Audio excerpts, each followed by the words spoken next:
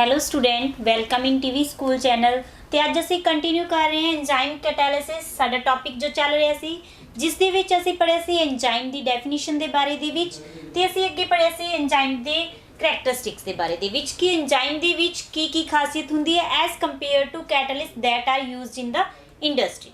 सब तो पहला असी पढ़िया सी बच्चों हाई एफिशिएंसी कि बहुत ही ज़्यादा एफिशिएंट हुंदी है नेचर दे विच as compare to catalyst that are used in the industry. Second से हाई स्पैसीफिसिटी मीनस एक पर्टिकुलर एंजाइम ही रिएक्शंस दे विच यूज़ होएगा, असीं दूसरे तरह का एंजाइम उस रिएक्शंस नूं कैटालाइज करने लई नहीं यूज़ कर सकते।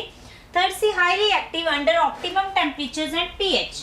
ऑप्टिमम टैंपरेचर के उपर ये हाईली एक्टिव हुंदा है।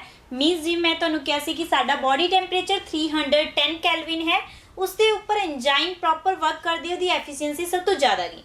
जिवें सानू बुखार हो जाता, साडा टैंपरेचर डिक्रीज होना स्टार्ट हो जाता, तो उसके नाल जो एंजाइम है अपना जो एफिशिएंसी है वो कट कर दिंदा है। एंजाइम प्रॉपर तरीके दे नाल काम नहीं करता, जिस दे करके खाना डाइजैसट होना प्रॉब्लम आ जाती है, तो जिहदे करके सानू खाना चंगी तरीके दे नाल डाइजैसट नहीं हुंदा। इट मीनस जो एंजाइम है वो एक पर्टिकुलर ऑप्टिमम टैंपरेचर के उपर ही हाईली एक्टिव है। टैंपरेचर के नाल पीएच के उपर भी डिपेंड करता है। जिवें पीएच 7 के उपर इसकी एफिशिएंसी मैक्सिमम है, मीनस इसकी activity is maximum at pH equal to 7 तो उपर एस बेसिक होएगा नेचर दे विच, ते 7 तो नीचे अगर पीएच हो जाती है तो उसके विच एसिडिक नेचर बन जाएगा। नैक्सट असीं कीता सी increased activity in the presence of enzyme activator. जदों असीं एंजाइम दे नाल कोई एक्टिवेटर लगा रहे हैं तो एक्टिवेटर दे नाल एंजाइम की एक्टिविटी इंक्रीज हो जाती है। नैक्सट असीं डिस्कस कीता सी increased activity in the presence of coenzyme. Coenzyme वो एंजाइम ने जो एंजाइम के नाल लग के उसकी एक्टिविटी नूं इनहेंस करते हैं। मीनस ये कि ये नॉन प्रोटीन पार्ट है, लेकिन जो एंजाइम के नाल कोएंजाइम कम करते हैं तो उसकी एक्टिविटी नूं इनक्रीज कर देंगे हैं। नैक्सट असीं कीता है decrease activity in the presence of inhibitors and poison. Inhibitors मैं तुहानूं दस्सिया सी जो कैटालिस्ट की एक्टिविटी नूं डिक्रीज करते हैं। पॉइजनस क्योंकि जदों ही वो एंजाइम के कंटैक्ट च आएंगे तो एंजाइम की जो शेप है उसनों चेंज कर देंगे, जिसके करके जो सबस्ट्रैक्ट है प्रॉपर तरीके दे नाल एंजाइम दे विच नहीं आ पाएगा, तो जिसके नाल एंजाइम प्रॉपर तरीके दे नाल काम नहीं कर पाएगा। जे बॉडी दे विच अगर असीं कुछ ऐसी चीज़ खा लैंदे आ जिस दे नाल वो इनहैबिटर दा काम कर रही है, एंजाइम नूं प्रॉपर वे दे नाल काम नहीं कर दिंदी, तो जिहदे करके सानू फूड पॉइजनिंग हो जाती है। मीनस जो खाना है वो प्रॉपर तरीके नाल डाइजैसट नहीं हुंदा क्योंकि जो एंजाइम है वो प्रॉपर वे दे नाल काम नहीं कर रहा। इस साडा last decrease activity in the presence of inhibitors and poisons. Now we will discuss about the mechanism कि एंजाइम काम किवें करदा है, किस दे नाल मिक्स होके इस जिवें असीं कैटालिस्ट दे विच कीता सी हेट्रोजीनियस कैटालिसिस दा मैकेनिज्म कीता सी कि कैटालिस्ट दी सरफेस दे उपर एडजर्व हुंदा, आफ्टर दैट सैकेंड रिएक्टेंट दे नाल मिलके कैमिकल बॉन्ड फॉर्मेशन हुंदा, आफ्टर दैट डीजॉर्प्शन हुंदी है and after that diffuse from the surface of a catalyst in the form of product. Now we will discuss the enzyme mechanism कि enzyme दा काम किवें करदा। इहदे लई असीं दो मैकेनिज्म स्टडी करांगे। फर्स्ट है लॉक एंड की मैकेनिज्म आएगा, सेकंड आएगा इंड्यूस्ड फिट।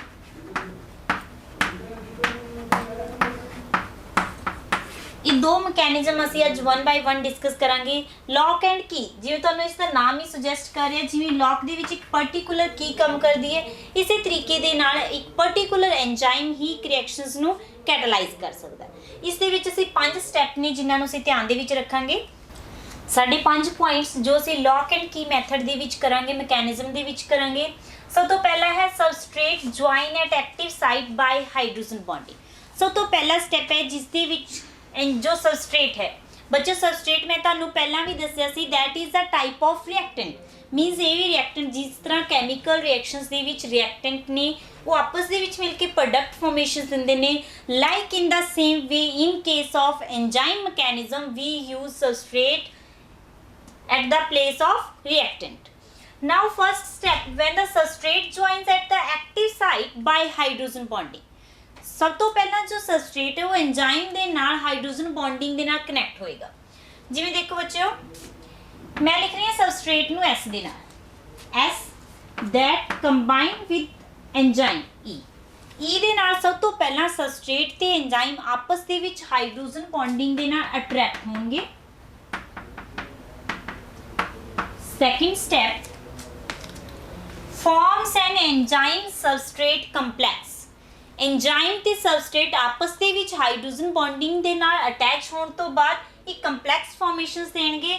ਉਹ ਕੰਪਲੈਕਸ ਫਾਰਮੇਸ਼ਨ ਹੈ ਬੱਚਿਓ कि जो ई एंजाइम है एंड सबस्ट्रेट है आपस ਦੇ ਵਿੱਚ ਮਿਲ ਕੇ ਇੱਕ ਕੰਪਲੈਕਸ ਫਾਰਮੇਸ਼ਨਸ ਦੇਣਗੇ।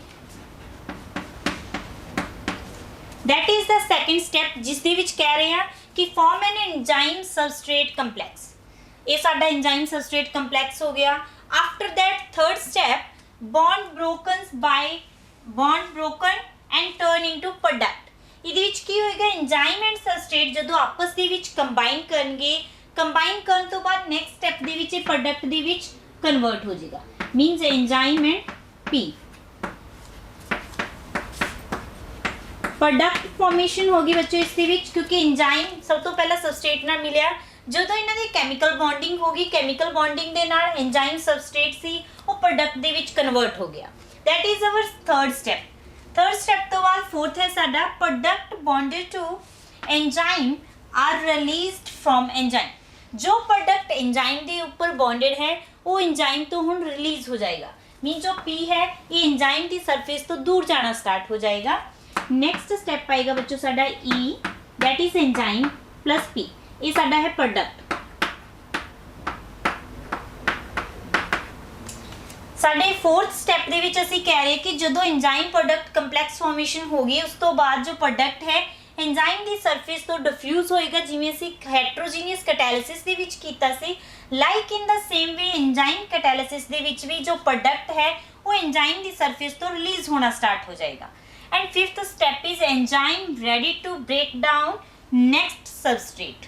जो एंजाइम है हुण उसने प्रोडक्ट नूं अपनी सरफेस तो रिलीज करता। रिलीज करन तो बाद एंजाइम फिर तो तैयार हो गया नैक्सट सबस्ट्रेट नूं अपनी सरफेस के उपर एब्जर्व करवाने के लिए।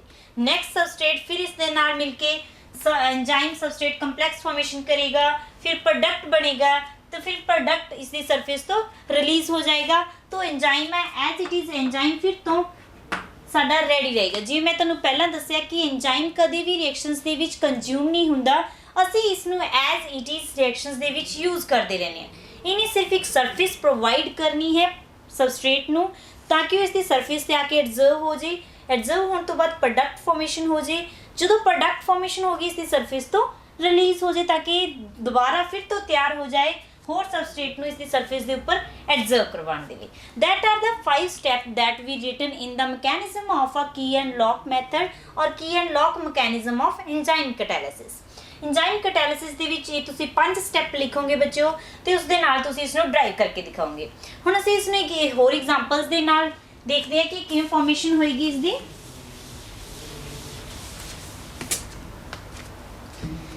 देखो बच्चों ये तुहाडा एंजाइम है,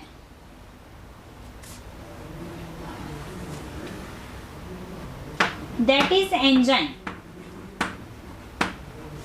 तुसीं सबस्ट्रेट यूज करना है, एक है तुहाडा दिस ते एक है तुहाडा दिस। ये तुहाडी सबस्ट्रेट है ते तुहाडा एंजाइम है। सब तो पहला की होएगा कि सबस्ट्रेट इसकी सरफेस से ज्वाइन करेगा, इसकी सरफेस से अट्रैक्ट होएगा बाय हाइड्रोजन बॉन्डिंग। जिस तरह देखो बच्चों हेट्रोजीनियस कैटालिसिस दे विच वंडरवाल फोर्सेस दे नाल अट्रैक्ट हो रही सी hydrogen bonding on the surface of a catalyst. Like in the same way enzyme दे विच हाइड्रोजन बॉन्डिंग दे नाल अटैचमेंट होएगी सबस्ट्रेट दी एंजाइम दे नाल। सब तो पहला इसकी अटैचमेंट होएगी। आफ्टर दैट की होएगा कि इसकी सरफेस के ऊपर ये जो तुसीं तुहाडे एंजाइम है इसकी सरफेस के ऊपर एब्जर्व होने स्टार्ट हो जाएंगे, इस दे विच बॉन्ड बनाने स्टार्ट हो जाएंगे। सैकेंड स्टैप है जो साडा है form an enzyme substrate complex. इस दे विच यही कंज्यूम हो जाएंगे। देखो बच्चों इसकी सरफेस के ऊपर ही एब्जर्व होने स्टार्ट हो जाएंगे।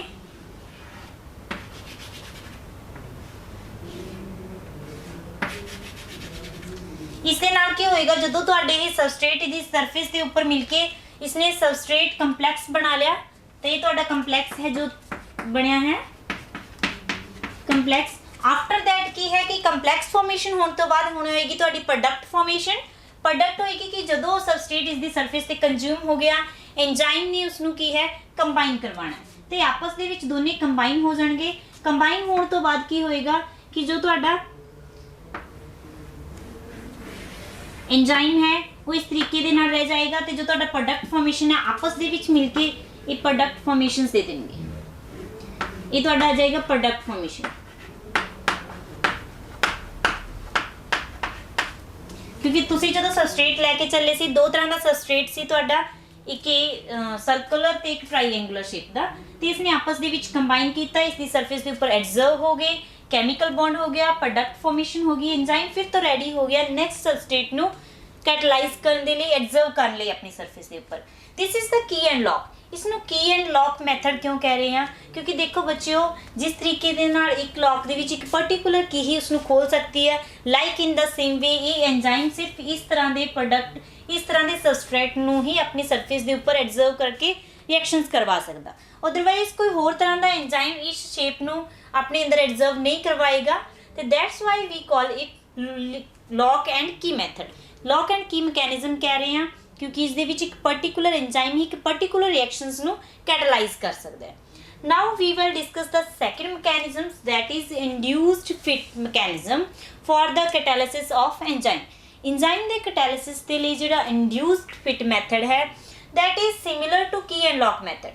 बस उसके विच थोड़ा जिहा स्टैप का डिफरेंस है कि उसके विच जो चीज़ है एंजाइम है वो पहला ही अपने आप को इस तरीके दे नाल सबस्ट्रेट के अकॉर्डिंग जिस तरीके दे इस दे विच फिट है पूरा की एंड लॉक पहला ही प्रिपेयर है एंजाइम सबस्ट्रेट दोनों की ही शेप। लेकिन इंड्यूस्ड फिट दे विच की होएगा कि जो शेप है दैट इज़ नॉट सेम, उसनू अपने आप को एडजस्ट करना पएगा, फिट करना पएगा।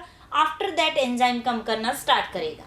Now we will see the steps that we discuss in the induced fit mechanism. Second mechanism that we discuss, induced fit mechanism for the enzyme catalysis. देखो बच्चे, इसके विच सब तो पहला स्टेप है allow for some enzyme being able to catalyze multiple reactions. इस दे विच मैं तुहानू पहला दस्सिया सी कि induced fit mechanism is similar to the lock and key mechanism, but difference इन्हां दे विच सिर्फ यही है कि जिवें देखो की एंड लॉक दे विच की है कि जो तुहाडा एंजाइम है इस तरीके का तुहाडा कोई भी एंजाइम है, मान लो दिस इज एंजाइम, इस दे विच जदों सबस्ट्रेट आएगा इसकी सरफेस के ऊपर, सबस्ट्रेट है तुहाडा इस शेप का, जदों इस सबस्ट्रेट इसकी सरफेस के विच अटैच करेगा तो as you can see that the substrate can not fit properly in the shape of enzyme. तो in that case the enzyme induced ourself in such a way that enzyme can fit in it। Means जो enzyme है अपने आप को इस तरीके दे नाल adjust करेगा ताकि जो सबस्ट्रेट आ रहा है वो इसकी सरफेस के ऊपर प्रॉपर वे दे नाल एडजर्व हो जाए। जिवें देखो हुण की होएगा कि एंजाइम अपने आप को एडजस्ट करेगा इसके अकॉर्डिंग, तो इस दे विच जो तुहाडा सबस्ट्रेट है वो प्रॉपर वे दे नाल फिट हो जाएगा। इट मीन्स जो एंजाइम है वो अपने आप को थोड़ा जा चेंज कर रहा जो सबस्ट्रेट आ रहा, क्योंकि देखो ये पूरी स्केयर है तो जो तुहाडा एंजाइम है उसकी शेप स्केयर नहीं है। तो जो सबस्ट्रेट है इसके नाल हाइड्रोजन बॉन्डिंग बनाएगा, हाइड्रोजन बॉन्डिंग बनाने के नाल जो एंजाइम है अपनी शेप को थोड़ा थोड़ा चेंज करना स्टार्ट करेगा, इंड्यूस्ड करेगा ताकि उस सबस्ट्रेट उसकी सरफेस के ऊपर फिट हो जाए। तो इसलिए इस मैकेनिज्म को बोल रहे हैं इंड्यूस्ड फिट मैकेनिज्म, जिसके विच जो एंजाइम है वो अपने आप को फिट कर रहा ताकि जो सबस्ट्रेट है इसकी सरफेस के ऊपर प्रॉपर वे दे नाल फिट हो जाए। जिवें देखो इसने अपनी सरफेस को इस तरीके दे नाल एडजस्ट किया है। That is the first mechanism. First point दे विच क्या कि allow for some enzyme being able to catalyse multiple reactions, कि कुछ एंजाइम नू इस तरीके नाल रखो ताकि वो कई तरह दी रिएक्शंस मल्टीपल रिएक्शंस नू कैटलाइज कर सके, कई तरह के सबस्ट्रेट नू अपने अंदर फिट कर सके। जिवें असीं इत्थे स्केयर लिया तो we can take here the rectangular shape also. तो रेक्टेंगुलर शेप नू भी इस तरह का एंजाइम अपने अंदर फिट कर लेगा, मीनस प्रॉपर वे दे नाल नहीं, लेकिन ये कि ये सही तरीके दे नाल थोड़ा सा सबस्ट्रेट इसकी सरफेस तो बाहर हो जाएगा, लेकिन फिर भी इसनू फिट कर लेगा। तो एंजाइम फिर अपना काम करेगा सबस्ट्रेट नू प्रोडक्ट दे विच कन्वर्ट करने लई।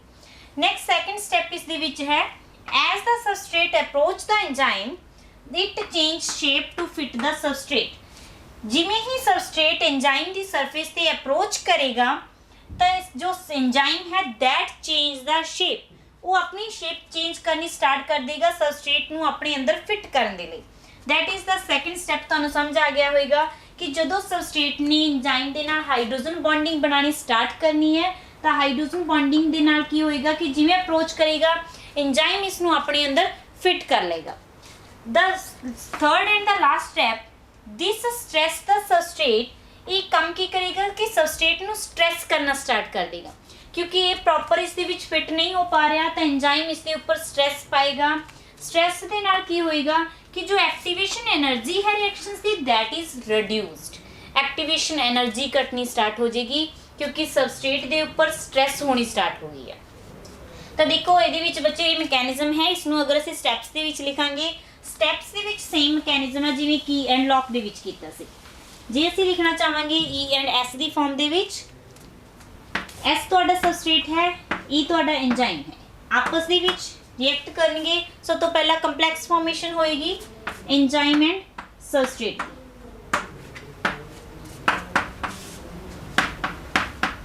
ਤਾਂ ਬੱਚੇ ਜੋ ਪਹਿਲਾ ਸਟੈਪ ਹੈ ਜਿਸ ਦੇ ਵਿੱਚ ਸਬਸਟ੍ਰੇਟ एंजाइम ਦੇ ਨਾਲ ਕੰਬਾਈਨ ਕਰੇਗਾ, ਇਹ ਜੋ ਸਟੈਪ ਹੈ ਤੁਹਾਡਾ ਫਾਸਟ ਹੋਏਗਾ and this step is reversible in nature।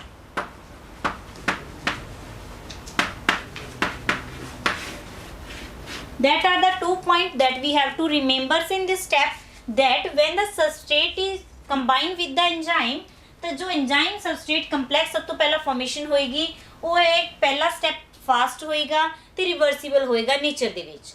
इस तो नेक्स्ट स्टेप जो ਅਸੀਂ ਕੀਤਾ ਹੈ ਇਸ ਤੋਂ ਬਾਅਦ ਹੋਏਗਾ एंजाइम प्रोडक्ट फॉर्मेशन। ਇਸ ਦੇ ਵਿੱਚ एंजाइम सबस्ट्रेट ਨੂੰ प्रोडक्ट ਦੇ ਵਿੱਚ ਕਨਵਰਟ ਕਰੇਗਾ। ਜਦੋਂ ਇਸ ਨੂੰ प्रोडक्ट ਦੇ ਵਿੱਚ ਕਨਵਰਟ ਕਰੇਗਾ तो जो ਸਾਡਾ ਸੈਕੰਡ ਸਟੈਪ ਹੈ ਇਹ ਹੋਏਗਾ स्लो। ਇਹ ਸਟੈਪ ਸਾਡਾ स्लो ਹੈ ਐਂਡ स्लो ਸਟੈਪ ਤੁਹਾਡਾ ਕੀ ਹੁੰਦਾ ਹੈ ਰੇਟ ਡਿਟਰਮਾਈਨਿੰਗ ਸਟੈਪ, ਜਿਸ ਤੋਂ ਅਸੀਂ ਰਿਐਕਸ਼ਨਸ ਦਾ ਰੇਟ ਫਾਈਂਡ ਆਊਟ ਕਰ ਸਕਦੇ ਹਾਂ ਕਿ ਰਿਐਕਸ਼ਨਸ ਕਿੰਨੀ ਫਾਸਟ ਹੋਏਗੀ। ਇਹ ਸਾਨੂੰ ਸੈਕੰਡ ਸਟੈਪ ਤੋਂ ਪਤਾ ਲੱਗੇਗਾ ਜਿਸ ਦੇ ਵਿੱਚ enzyme substrate complex is converted into enzyme product ਦੇ ਵਿੱਚ ਕਨਵਰਟ ਹੋਏਗਾ। ਤੇ ਇਹ ਸਾਡਾ ਜਿਹੜਾ ਸੈਕੰਡ ਸਟੈਪ ਹੈ that is slow and rate determining step।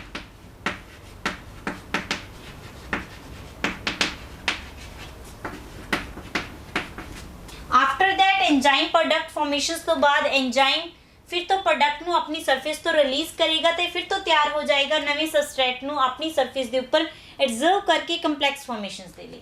ਤਾਂ ਲਾਸਟ ਸਟੈਪ ਦੇ ਵਿੱਚ एंजाइम ਪਲੱਸ प्रोडक्ट ਬਣ ਜਾਏਗਾ। ਇਸ ਤੁਹਾਡਾ ਮੈਕੈਨਿਜ਼ਮ ਹੈ। ਮੈਕੈਨਿਜ਼ਮ ਦੋਨੇ ਹੀ ਕੇਸਿਸ ਦੇ ਵਿੱਚ ਸੇਮ ਹੈ ਲੇਕਿਨ ਲੌਕ ਐਂਡ ਕੀ ਦੇ ਵਿੱਚ ਹੈ ਕਿ ਪ੍ਰੋਪਰ ਫਿਟ ਹੋਏਗਾ। ਜਿਵੇਂ ਕੀ ਲੌਕ ਦੇ ਅੰਦਰ ਇੱਕ ਹੀ ਜਾ ਸਕਦੀ ਹੈ ਲੇਕਿਨ ਇੰਡਿਊਸਡ ਫਿਟ ਦੇ ਵਿੱਚ ਕੀ ਹੋਏਗਾ ਕਿ ਸਮ ਟਾਈਮ ਜੋ एंजाइम ਹੈ ਆਪਣੇ ਆਪ ਨੂੰ ਸਬਸਟ੍ਰੇਟ ਦੇ ਅਕੋਰਡਿੰਗ ਐਡਜਸਟ ਕਰਨਾ ਸਟਾਰਟ ਕਰ ਦਿੰਦਾ, ਫਿਟ ਕਰਨਾ ਸਟਾਰਟ ਕਰ ਦਿੰਦਾ।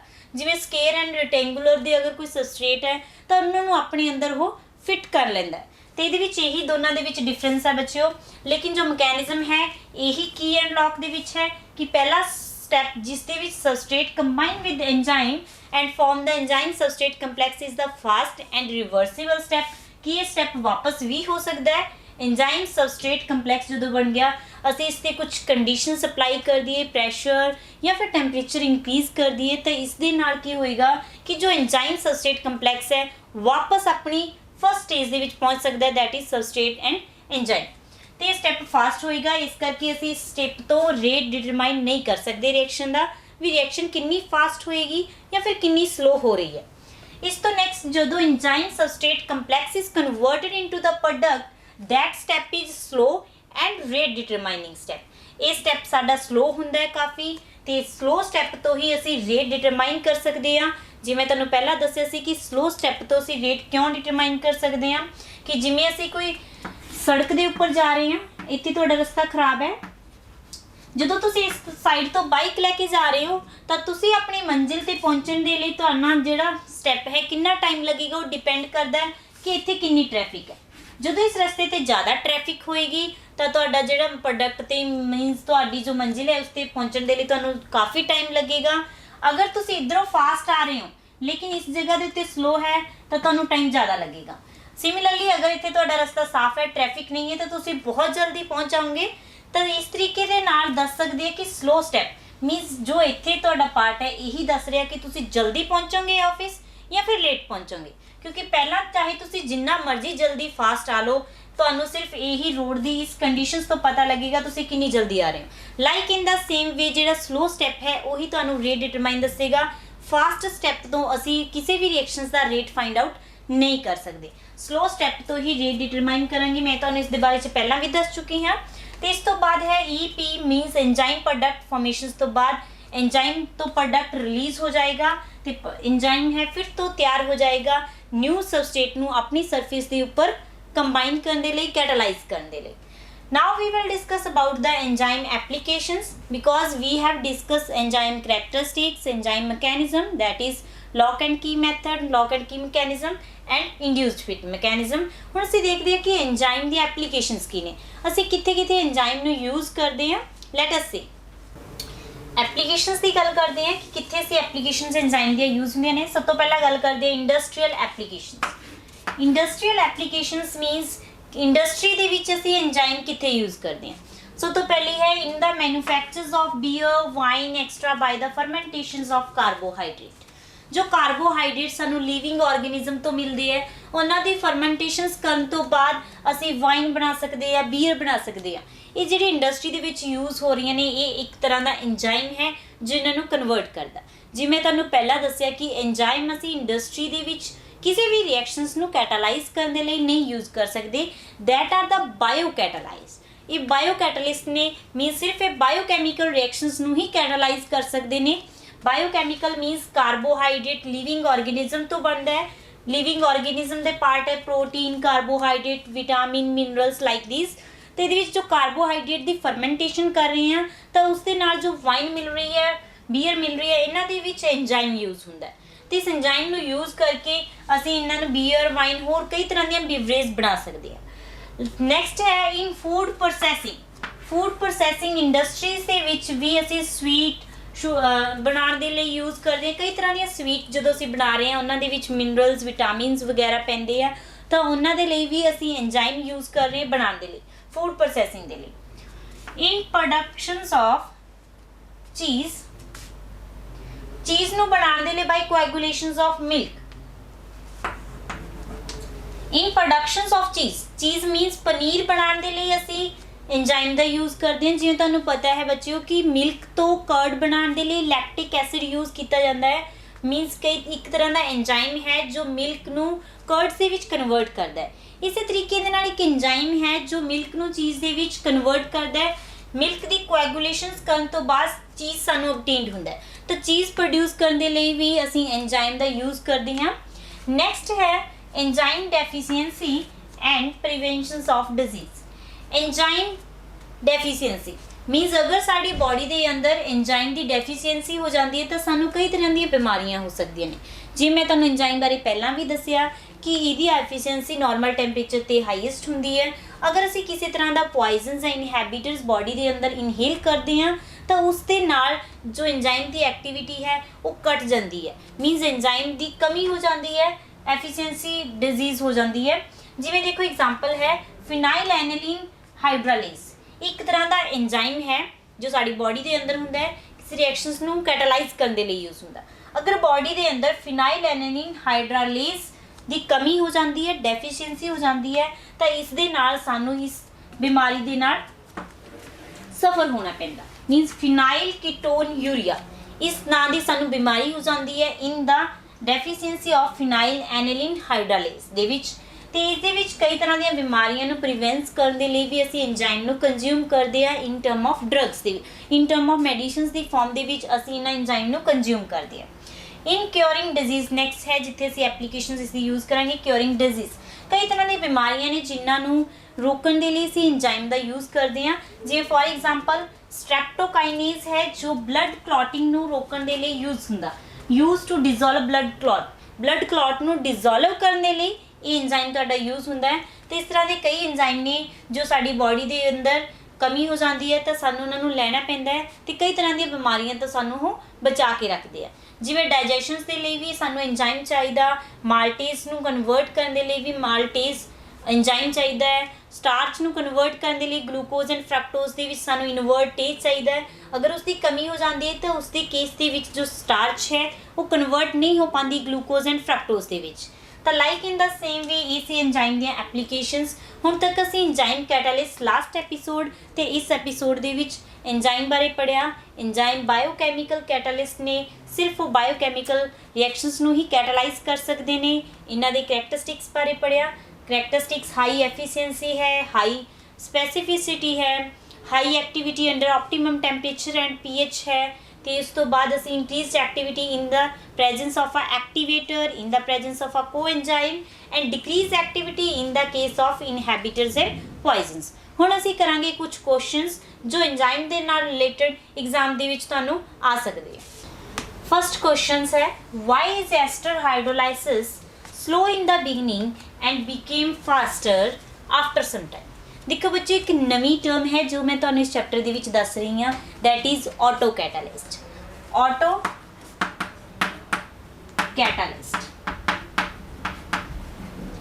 ऑटो कैटलिस्ट की है जिवें तुहानूं दस्सिया सी कैटलिस्ट है जो रेट ऑफ रिएक्शंस नूं इंक्रीज कर सकदा है या फिर रेट ऑफ रिएक्शंस नूं डिक्रीज कर सकदा। फिर मैं उस तो बाद तुहानूं दस्सिया सी प्रमोटर, प्रमोटर जो रेट ऑफ रिएक्शंस नूं कैटलिस्ट दे काम नूं इंक्रीज कर रहे हैं। पॉइजनस इनहैबिटर्स मैं तुहानूं दस्सिया सी कि जो कैटलिस्ट दे काम नूं डिक्रीज करदे आ, कैटलिस्ट दी एक्टिविटी नूं घट करन दे विच हेल्प करदे आ। मीन सम केसेस दे विच सानूं कैटालिस्ट है वो प्रॉपर हाइड्रोजनेशनस कर रहा है, सानू नहीं चाहिए, सानू रिएक्शंस हाफ तक चाहिए, तो उस केस दे विच असीं पॉइजन यूज़ करते हैं। तो हुण गल कर रहे हैं ऑटो कैटालिस्ट। ऑटो कैटालिस्ट की है, ऑटो मीनस हुंदा खुद। तो जदों कोई रिएक्शंस हो रही है उसदे विच प्रोडक्ट रिएक्टेंट है, प्रोडक्ट दे विच कन्वर्ट हो रहा है, तो उसदे विच एक रिएक्टेंट ऐसा होएगा जो रिएक्शंस दे विच खुद ही कैटालिस्ट दा काम करना स्टार्ट कर देगा। उस तरह दी रिएक्शंस दे विच तुहानूं की पता लगेगा कि इस दे विच रिएक्टेंट एक ऑटो कैटलिस्ट की तरह काम कर रहा है, एक कैटालिस्ट की तरह काम कर रहा है। तो वो बच्चे वो रिएक्शन स्टार्टिंग दे विच हो रही है या तो स्टार्टिंग च बहुत ज़्यादा फास्ट होएगी क्योंकि उस दे विच कैटालिस्ट नहीं है, तो आफ्टर सम टाइम वो रिएक्शन स्लो हो जाएगी। क्यों स्लो होएगी, रेट क्यों चेंज हो रहा, इट मीनस उस दे विच कोई रिएक्टेंट है जो एक कैटालिस्ट की तरह काम कर रहा है। या फिर कोई रिएक्शंस पहला बहुत ज़्यादा स्लो होएगी, जदों रिएक्शंस हाफ होगी इंटरमीडिएट कंपाउंड फॉर्मेशन होगी, मीनस उस दे विच जो रिएक्टेंट है वो एक कैटालिस्ट की तरह काम करेगा, तो उस केस दे विच रिएक्शंस बाद दे विच फास्ट हो जाएगी। देखो कोई भी रिएक्शन है या तो फास्ट होएगी या स्लो होएगी, या तो बहुत ज़्यादा फास्ट हो रही है या स्लो हो रही है in the presence of catalyst. जदों असीं कैटालिस्ट नहीं पा रहे, रिएक्शंस का rate after some time change हो रहा है, इट मीनस उस रिएक्शंस दे विच ऑटो कैटालिस्ट है, कोई रिएक्टेंट ऐसा है जो कैटालिस्ट की तरह काम कर रहा है। सिमिलरली इस रिएक्शंस दे विच भी देखो जो क्वेश्चन है कि acid hydrolysis slow in the beginning. जदों एस्टर हाइड्रोलाइसिस कर रहे हैं, एस्टर दी हाइड्रोलाइसिस करन दे नाल स्टार्टिंग दे विच जो रिएक्शंस है वो स्लो है, तो आफ्टर सम टाइम वो की हो रही है, फास्ट हो रही है। इट मीनस रिएक्शंस दे विच जदों एस्टर हाइड्रोलाइसिस हो रही है, इस दे विच एक एसिड फॉर्मेशन हो रही है, तो एसिड किसका काम कर रहा है, ऑटो कैटालिस्ट का काम कर रहा।